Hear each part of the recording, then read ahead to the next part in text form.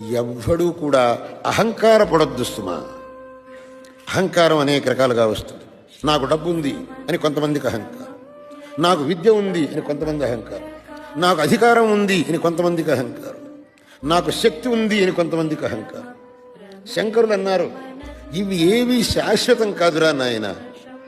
డబ్బును చూసుకొని, అధికారం చూసుకొని, బలం చూసుకొని, నీ పాండిత్యం చూసుకొని నువ్వు అహంకారపడుతున్నావు. ఇవి ఏవి శాశ్వతములు కావు. వీటిని చూసుకొని నువ్వు అహంకారపడ్డావు అనంటే అది చాలా పెద్ద పొరపాటు. మా కురు ధనజన యౌవన గర్వం హరతి నిమేషాత్ కాల సర్వం. ఇవన్నీ నిమిషంలో హరించుకుపోతాయిరా నాయన. వీటిని చూసుకొని ఎందుకు అహంకారపడతావు? ఆ అహంకారం వచ్చింది అనంటే అప్పుడు ఇక మన వల్ల తప్పు పనులు జరుగుతాయి. ఈ అహంకారం ఉన్నవాడు తప్పులు చేస్తాడు. వాడు ఏమనుకుంటాడు అంటే, నన్ను ఎవడేం చేస్తాడు, నా ఇష్టం, నేను ఏమన్నా చేస్తాను, నా దగ్గర డబ్బు ఉంది, నా చేతిలో అహంకారం ఉంది, నేను ఏమన్నా చేస్తాను, నన్ను అడిగేవాడు ఎవ్వడు లేడు.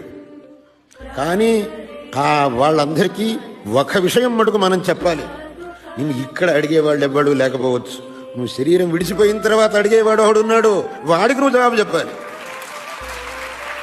వాడి దగ్గరికి పోయి నువ్వు నాకు డబ్బు ఉంది, నాకు చదువు ఉంది, నాకు అధికారం ఉంది అని చెప్పడం అదేమి పప్పులు ఉడకవు అక్కడ.